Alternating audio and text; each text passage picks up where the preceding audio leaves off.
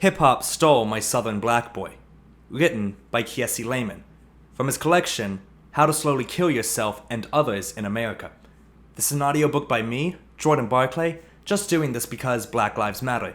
And personally, I won't be saying the N-word, so whenever it comes up, I will be saying N-slur instead of the actual word itself.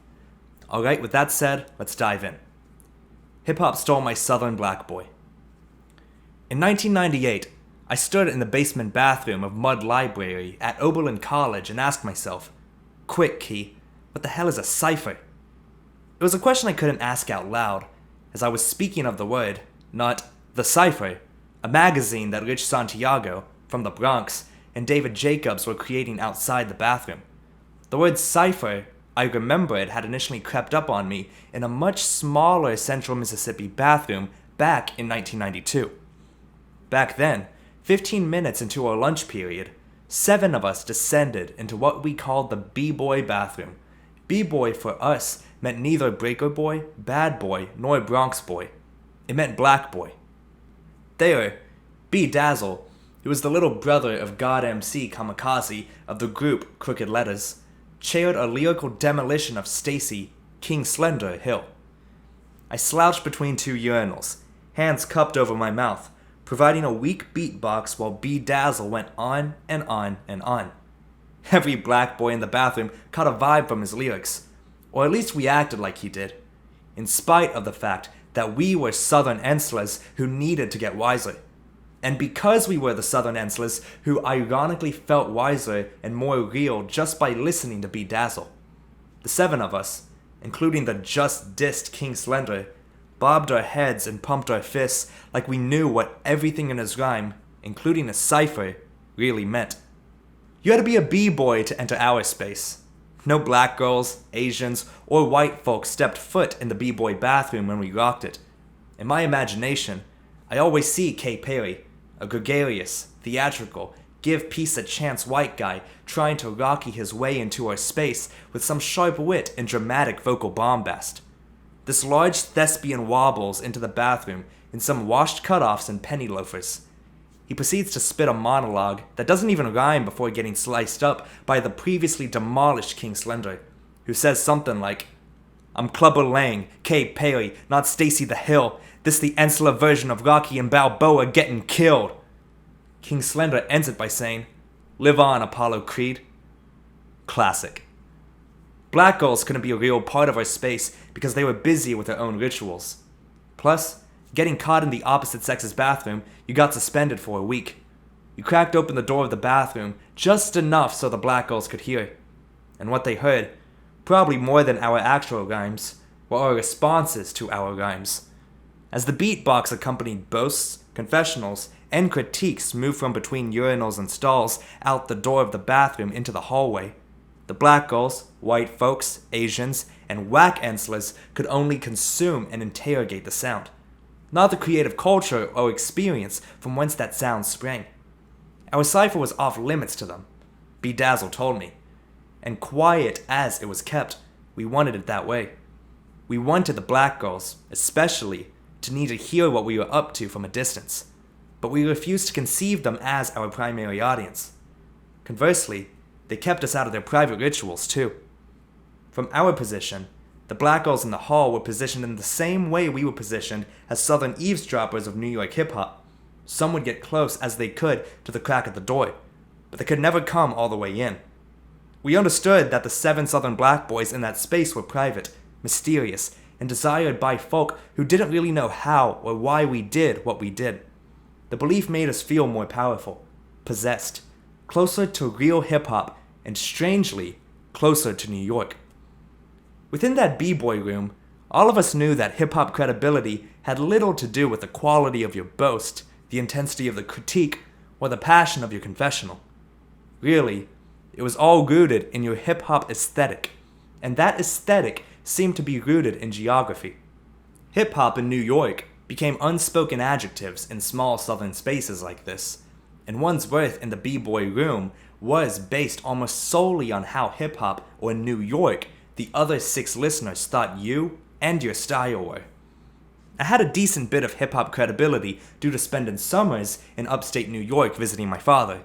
To most black Mississippians, New York State meant New York City. But my rhyme style was too deliberate, dirty, local, filled with too many or words that were pronounced with a long O to be considered authentic New York. Now I need no mic, I would rap. Just a slow-ass tempo. Step to me wrong, motherfucker, you info. A beat down that'll go down in your history books. Come try to fuck with Key, get your ego took. That was the favorite of my 4 lyrical styles. And the other 3 styles, though dope in their own way, sounded remarkably close to that one. In the b-boy bathroom, my rhyme swayed with the crowd, but the movement started and stopped in between the 2 central Mississippi urinals. B-Dazzle, on the other hand, moved the crowd to different states, figuratively and literally, and his character was as desired and as enigmatic as his rhymes. I believe the myth was that B-Dazzle and his older brother, Kamikaze, spent summers not in Poughkeepsie, Rochester, Albany, or Syracuse, but at some cousin's place in the South Bronx. The myth allowed me to slavishly flow when B-Dazzle chided us to use the term hip-hop instead of rap, and cypher instead of rap circle. Hip-hop is more lyrical, more New York, Ensler, he told me. He said it was universal, real, filled with ers and ciphers, dropping knowledge, breaking, DJing, graffiti writing, showing, and proving, while rap music, on the ashy blackhand side, was artistically inferior, country-sounding, and local.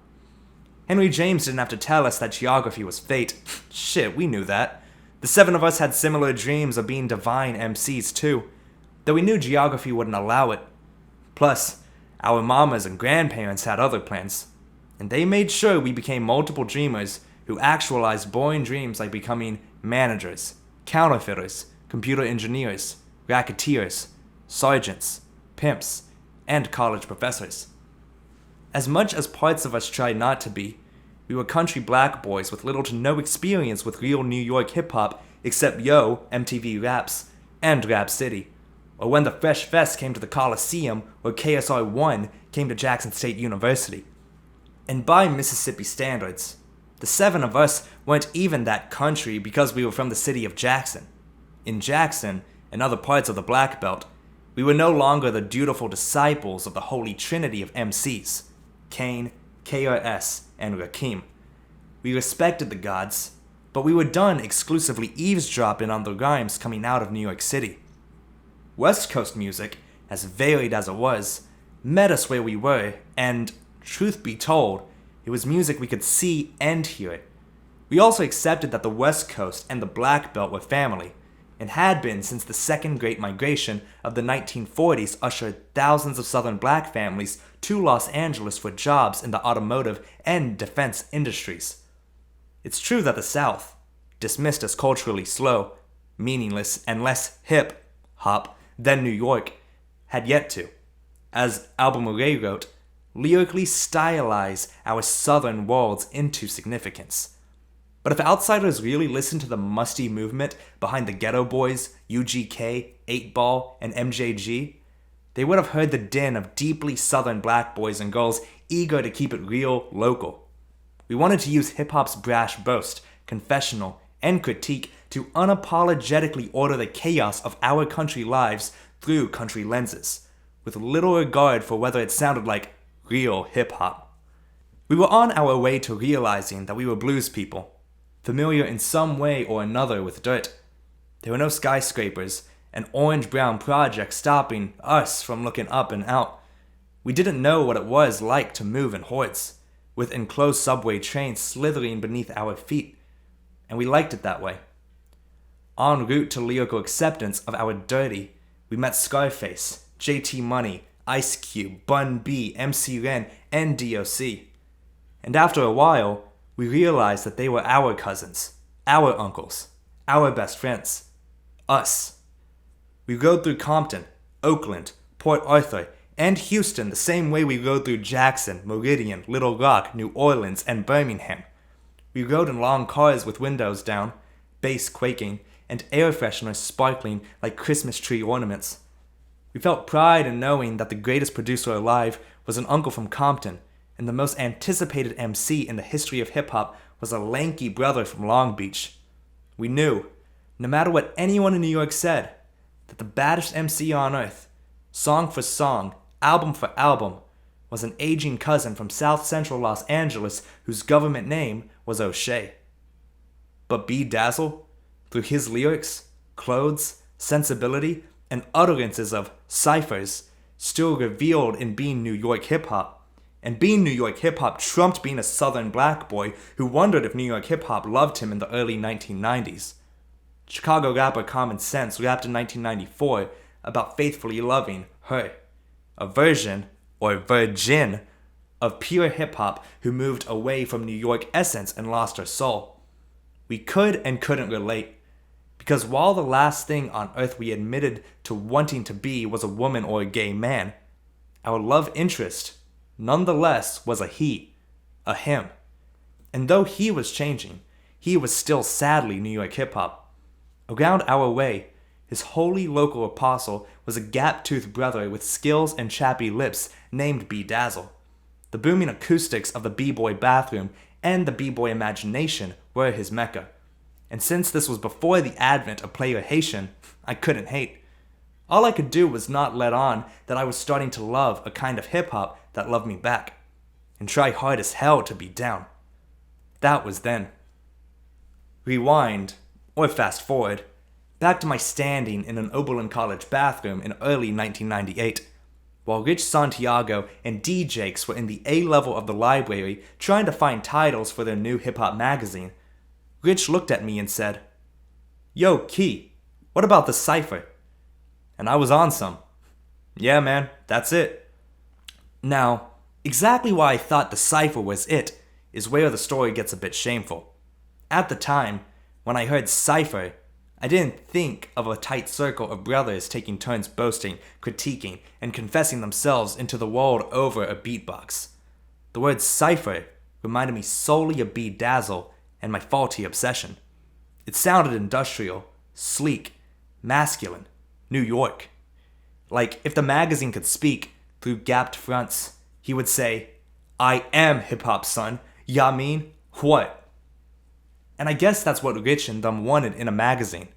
But honestly, I understood a few hours later that I might have been too country, too dirty, too much of a black boy. Might have smelled too many boiling chitlins, said Fender too many times, got my ass waxed by too many switches off the Chinaberry tree, had comfortably ridden in too many pinecone cabs of pickup trucks to thoroughly understand what a cipher was in 1992 or in 1998. When I said cipher over and over again in that bathroom, with all its jaggedly dangling connotations, it sounded fake, forced, clean. Was our Black Boy Central Mississippi space just another cipher? The more I said the word, the more I felt like Puffy's verse in Benjamin's, Michael Jackson's chin, Vanilla Ice's fade, Hype's belly, and Soul Train post Don Cornelius. I felt like a something, not a somebody, with forced style and suspect substance, a something that would go to all lengths to never acknowledge its dirtiness, a something that created pleasure in aesthetically being the opposite of a Mississippi black boy. Don't get me wrong, in college, like lots of southern black boys, I could bring the ever fake and flexible word, know what I'm saying, or yo son, where need be. But stripped of the verbal signifiers of hip-hop, I was left kinda naked. I became what I was running from in that Mississippi b-boy bathroom in 1992. The opposite of NYC b-boy. I was unrefined, red-eyed, dirty, Mississippi black boy looking for both acceptance and something to resist anywhere I could find it. In 1992, it was B-Dazzle, and in 1998, at Oberlin, it was the cipher. Both times, the it I really wanted to accept, resist, and love was New York hip-hop. But to love and resist New York hip-hop, I had to believe hip-hop and New York were ends in themselves that had little to do with black southern me. And this is where it gets tricky, because by 1998, the South completely accepted its dirtiness. when Goody Mobs asked the question on his classic soul food, "What you Enslers know about the dirty South?" New York hip-hop's honest answer should have been, "Yo, not a goddamn thing, son. And we ain't really trying to know that country shit either." 1998 was the year that the Calio projects of New Orleans meet hip-hop. Everything Master P and No Limit put out went gold and platinum. All over the country, people claimed to be 'bout it. UGK, underground Southern glory at its rawest, was about to show Jay-Z and the country how to big pump. Outkast was a few years removed from driving the Southern playeristic Cadillac from Atlanta to space and back with ATLians, and they were about to redefine sonic chemistry with Aquemini. Far from crunk, but also far from the clean house of Crisscross, Goody Mob released a follow-up to the critically acclaimed Soul Food that pronounced that they were still standing. Inside the library, D. Jakes and Rich were busy trying to create a magazine that mimicked New York hip-hop ciphers. But in the town of Oberlin, Ohio, and nearby cities like Cleveland, Detroit, and St. Louis, folks were listening to and loving how Southern black boys were redefining hip-hop. Folks in these other cities watched these Southern artists learn what artists west of the Deep South had learned 10 years earlier, and Midwest artists like Bone learned 4 years earlier.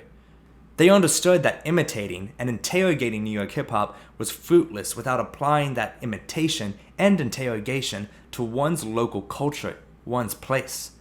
This understanding was at the core of the success of NWA, Bone, and eventually Outkast. As great a moment as this was for the South, was there anyone who thought that Southern hip-hop would move beyond the heights it reached in 1998? How could it? That was then. Rewind or fast forward to 2013. I'm standing in the bathroom of Vassar College, a college 65 miles north of New York City.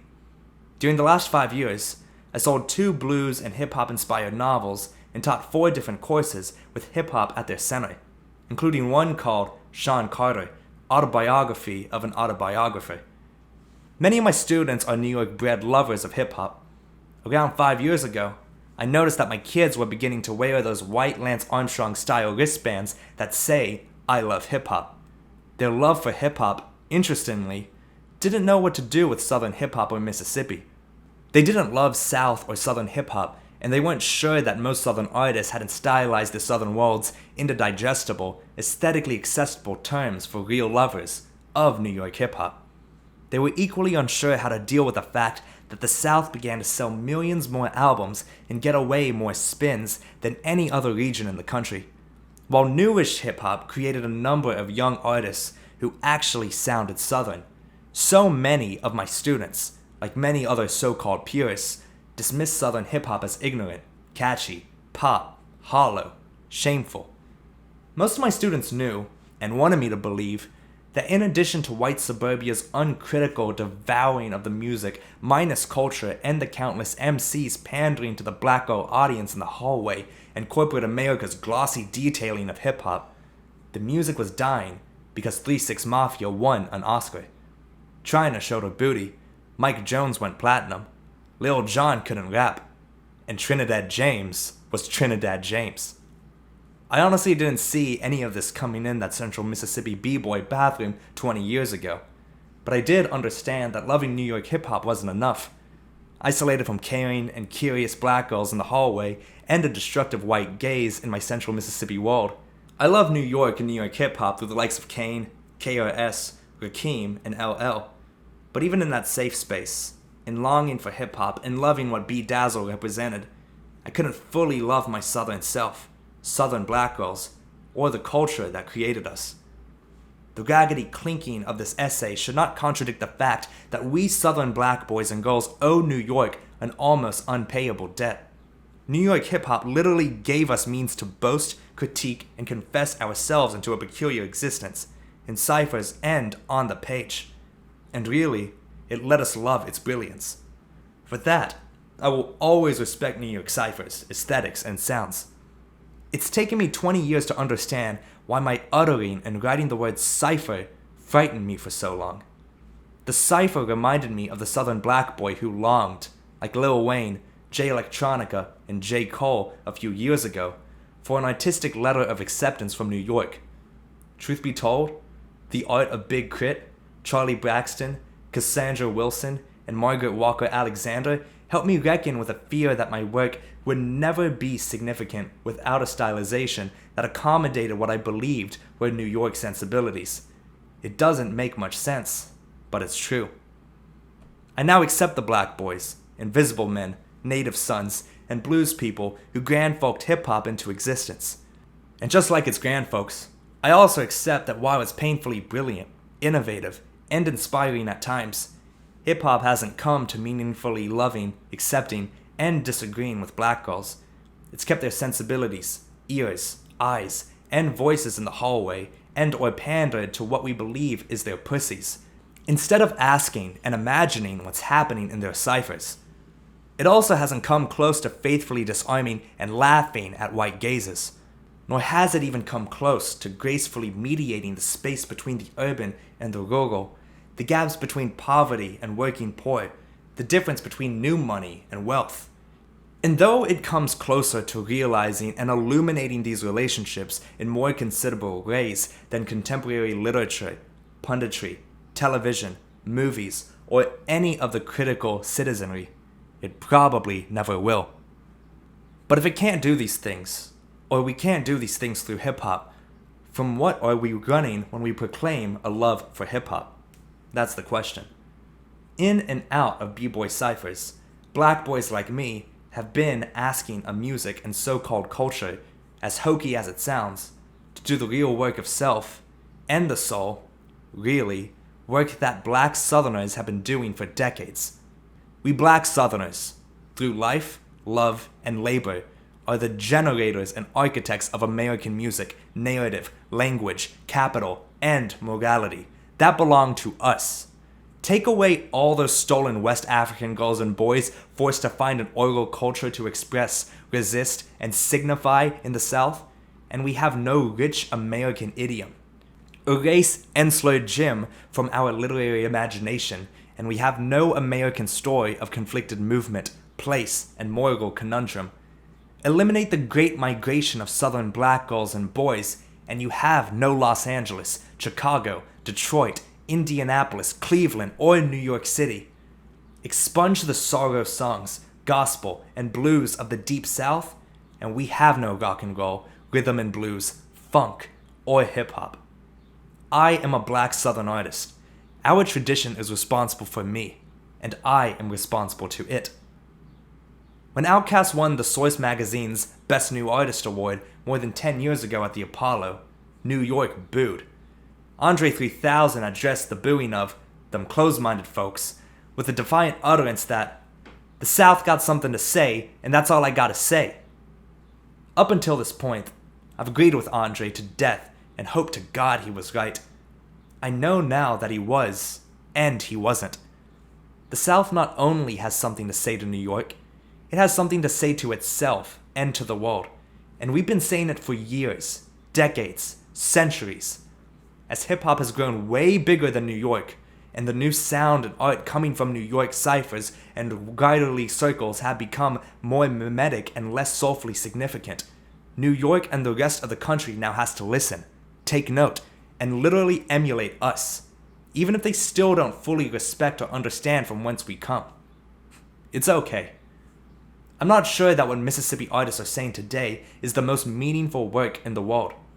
I know that it is the most meaningful work in my world, and without the historic and contemporary sounds, sayings, and doings of Southern black boys like Charlie Braxton, Crit, Kamikaze, Michael Denzel Smith, Tito Lopez, Skip Coon, P-Infamous, Banner, J Electronica, N3000, and Southern black girls like Jesmyn Ward, Missy Elliott, Imani Perry, Erykah Badu, Josie Pickens, Natalie Collier, Beyonce, Jessica Young, Gangsta Boo, Regina Bradley, Josie Duffy, and Natasha Trethewey. Hip-hop and American art would be sleek, conventional, heady, pallid, and paltry as the blank piece of paper on the last page of this book, and probably just as hollow as the center of the next cipher. Shh! Listen. Go ahead and listen hard. Can you hear us? Can you see us? Does that look like blue to you? It don't even matter no more, cousin. We hear us. We hear you too. Exactly. And that's all I should have ever had to say about that. Alright, that is the end of Hip Hop Stole My Southern Black Boy, written by Kiese Laymon from his collection How to Slowly Kill Yourself and Others in America. This has been an audiobook by me, Jordan Barclay, just reading this because Black Lives Matter. If you enjoyed the production of this audiobook, feel free to give it a like. If you have any requests on what stories I should read next by Black writers, comment below and I'll get to it as soon as possible. And if you want to share this around or stay subscribed and ring the bell for notifications, I'd also greatly appreciate that as well. And I love this story. I'll see you with another one really soon. Also, shouts out to Ray Shremmerd. Why didn't you put Ray Shremmerd in here, dude? But just saying, I love Ray Shremmerd. Okay, sorry. I'm out. Have a good day, guys. I'll see you with another story soon. Black Lives Matter.